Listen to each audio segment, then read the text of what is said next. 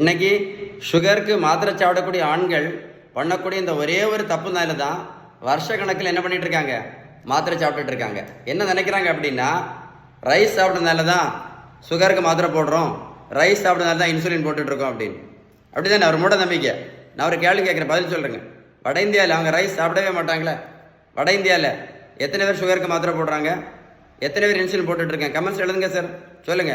இந்த உலகத்தில், தமிழ்நாட்டில் இல்லை, உலகத்தில் சுகருக்கும் ப்ரெஷருக்கும் மாத்திரை மட்டும் சாப்பிட்டதுனால யாருக்காவது சரியா இருக்கா சொல்லுங்க. இல்லை நடைபயிற்சி மட்டும் பண்ணதுனால யாராவது சுகர் மாத்திரையோ இன்சுலின் நடத்தியிருக்காங்களா சொல்லுங்க. இல்லை யாராவது வெயிட்டை குறைச்சிருக்காங்களா நடைபயிற்சி மட்டும் பண்ணி? நல்லா கேட்டுடுங்க, நல்லா கேட்டுடுங்க. 1 கிலோமீட்டர் நடைபயிற்சி பண்ணினா கூட 40லேருந்து 50 கேலரி மட்டும்தான் எரிக்க முடியும். அதில் நடைபயிற்சி மட்டும் பண்ணி எந்த மாத்திரை நடத்த முடியாது, வெயிட்டு கண்டிப்பாக குறைக்க முடியாது. ஒரு பேப்பரில் வேணால் எழுதி வச்சுக்கிடுங்க, கரெக்ட் தானே?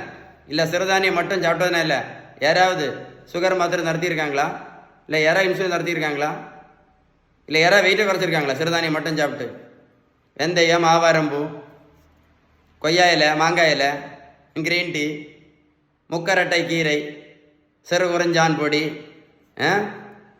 கரிஞ்சீரகம், கருவேப்பிலை, நெல்லிக்காய் ஜூஸ், நாவல் பழம், இது எல்லாமே நல்லது தான். நான் என்ன கேட்குறேன், இதை சாப்பிட்டதுனால யாராவது சுகர் மாத்திரை நடத்தியிருக்காங்களா?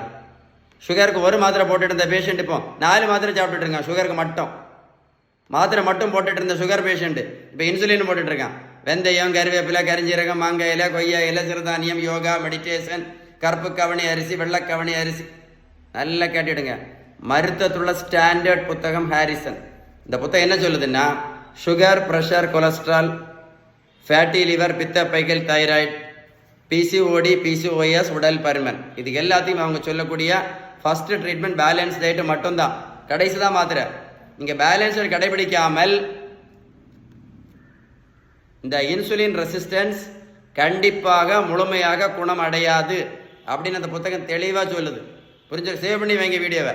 உங்களுக்கு பேலன்ஸ் டயட்டை பற்றி ஏதாவது சந்தேகம் இருந்தால் கண்டிப்பாக இந்த நம்பரில் கால் பண்ணி பேசுங்க. திரும்ப சொல்கிறேன், நீங்கள் பேலன்ஸ் டயட் கடைபிடிக்காமல் மாத்திரை இன்சுலினை மட்டும் போட்டுட்டு இருந்தீங்க அப்படின்னா இன்னும் 50 வருஷம்னாலும் சரி இதே மாத்திரை இதே இன்சுலின் நீங்கள் ஒழுங்காக சாப்பிட்டாலும் நோய் முழுமையாக குணம் அடையாது அப்படின்னு இந்த புத்தகம் தெளிவாக சொல்லுது. வீடியோ சேவ் பண்ணி வைங்க, அவர் கூட போட்டு கேளுங்க.